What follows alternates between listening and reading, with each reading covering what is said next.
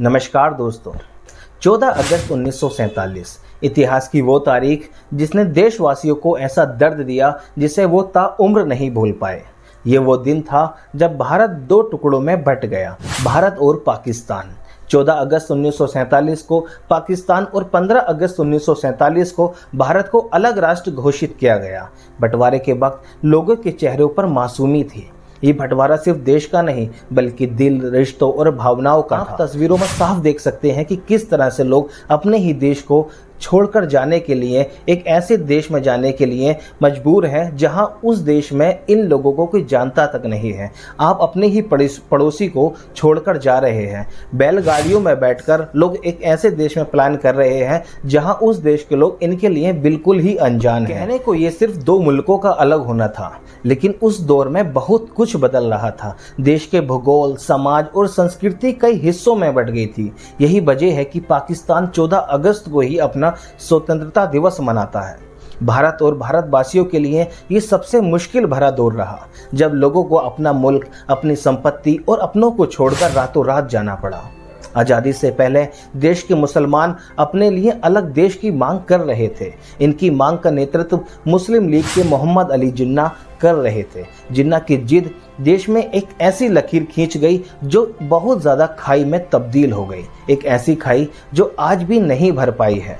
उस वक्त देश की आबादी 40 करोड़ थी और इनमें से करीब 1/4 मुस्लिम थे। बंटवारा इतना भी आसान नहीं था। इस दौरान दंगे हुए जिनमें लाखों लोग मारे गए। देश ने ऐसा दौर भी देखा जब एक आज़ादी की जंग शुरू करने वाले एक दूसरे के दुश्मन बन गए। पुरुषों की लड़ाई में सबसे ज़्यादा दर्द महिलाओं ने झेला। दंगों में उनके साथ बहुत ज़्यादा बुरा व्यवहार किया गया और बदसलूकी भी अपने आप में एक चरम सीमा तक की गई। न्यूज़ एजेंसी हिंदुस्तान की एक रिपोर्ट में दिल्ली की एक सरला दत्त ने अपनी आप बीती सुनाई। सरला कहती हैं कि उस वक्त वो मात्र 15 साल की थी।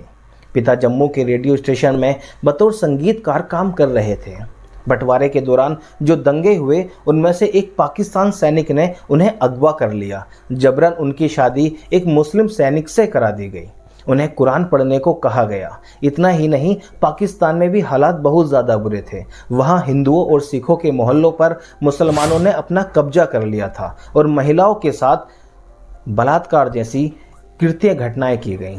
कहा जाता है कि साल 1857 में अंग्रेजों से आज़ादी दिलाने की मांग के लिए क्रांति की शुरुआत हो गई थी।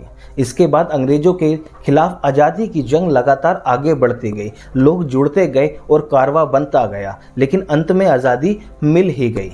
बीबीसी की रिपोर्ट के अनुसार 1885 के आखिर में इंडियन नेशनल कांग्रेस की पहली बैठक मुंबई में हुई थी। उस वक्त पहले कांग्रेस का जोर आज़ादी से ज़्यादा ब्रिटिश राज में रह रहे भारतीय लोगों की दशा सुधारने पर था। इसके बाद 1905 में बंगाल विभाजन के बाद आज़ादी की जंग तेज हो गई, लेकिन इसके साथ ही हिंदू और मुसलमान का मुद्दा भी बहुत ज़्यादा जोर पकड़ने लगा था। इसका नतीजा ये हुआ कि साल 1906 में भारतीय मुसलमानों के अधिकारों को सुरक्षित रखने के लिए मुस्लिम लीग की स्थापना की गई।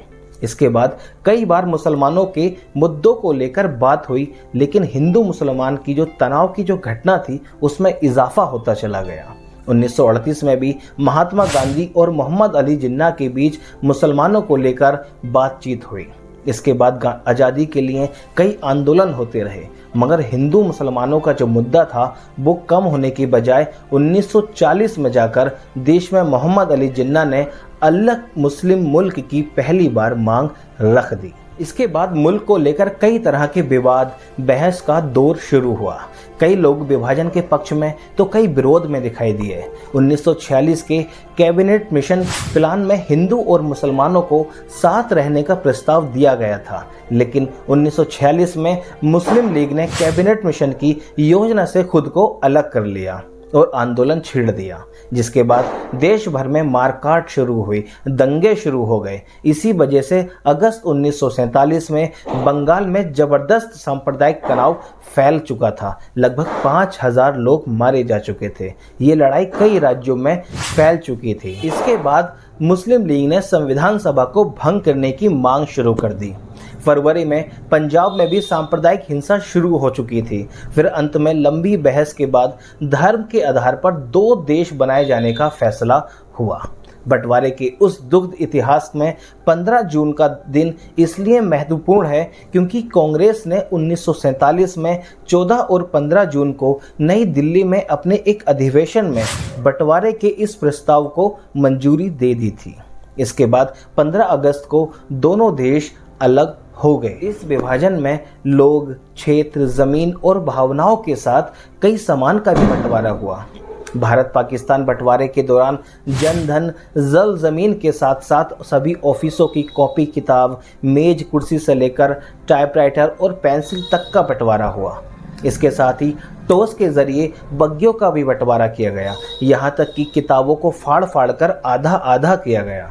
साथ ही पगड़ी, बल्ब, पेन, लाठी, बांसुरी, मेज, कुर्सी, राइफल जैसी छोटी छोटी चीज़ों का भी बंटवारा किया गया। दरअसल भारत और पाकिस्तान का बंटवारा महज 53 से 60 दिनों के भीतर लाखों लोगों का पलायन था, जो विश्व में आज तक कभी नहीं हुआ। 10 किलोमीटर लंबी लाइन में लाखों लोग देश की सीमाओं को पार हुए। महज कुछ समय में ही एक स्थान पर सालों से रहने वालों को अपना घर बार, जमीन, दुकानें, जायदाद, संपत्ति, खेती किसानी छोड़कर हिंदुस्तान से पाकिस्तान और पाकिस्तान से हिंदुस्तान जाना पड़ा। आपको जानकर आश्चर्य होगा कि मनुष्य जाति के इतिहास में इतनी ज़्यादा संख्या में पलायन कभी नहीं हुआ। ये संख्या तकरीबन 1.5 करोड़ के आसपास थी। 1951 की पलायन जनगणना के अनुसार विभाजन के एकदम बाद लगभग 72 लाख मुसलमान भारत छोड़कर पाकिस्तान गए और लगभग 72,000 हिंदू और सिख पाकिस्तान छोड़कर भारत आए थे। धर्म के नाम पर हुए इस विभाजन में दंगे, फसाद और मारकाट के बीच मानवता जितनी शोषित, जितनी पीड़ित और छटपटाई है ना, उतनी शायद किसी घटना में नहीं हुई होगी। 10,000 से ज़्यादा महिलाओं का अपहरण किया गया, उनके साथ बलात्कार किया गया, जबकि सैकड़ों बच्चों को अनाथ किया गया, कई मारे गए। एक अनुमान के मुताबिक विभाजन की इस रूह कपा देने वाली और मानव जाति के इतिहास को शर्मिंदा कर देने वाली इस त्रासदी में तकरीबन 20 लाख से ज़्यादा लोग मारे गए थे। इसके बाद आज़ाद हिंदुस्तान और आज़ाद भारत दोनों में ही पलायन के बाद अपना सब कुछ छोड़ आए लोगों को जीवन को पटरी पर लाने के लिए, घर बार, काम धंधा दोबारा शुरू करने के लिए शरणार्थी बनकर जिस अमानवीय त्रासदी से गुजरना पड़ा, वे तो एशिया के इतिहास का काला अध्याय है।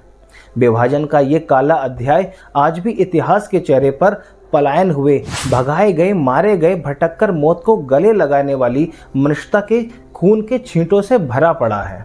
इतिहास गवाह है कि सियासत ने अपने ख्वाबों को तो पूरा किया, लेकिन धर्म के नाम पर, जाति के नाम पर भोली भाली इंसानों को हिंदू और मुसलमानों में बांटकर सियासतदान तो चले गए, लेकिन जनता के दिलों में, पीढ़ियों के दिलों में खूनी विभाजन और पलायन, ये दर्द आज भी आधी रात को रह रहकर उठता है।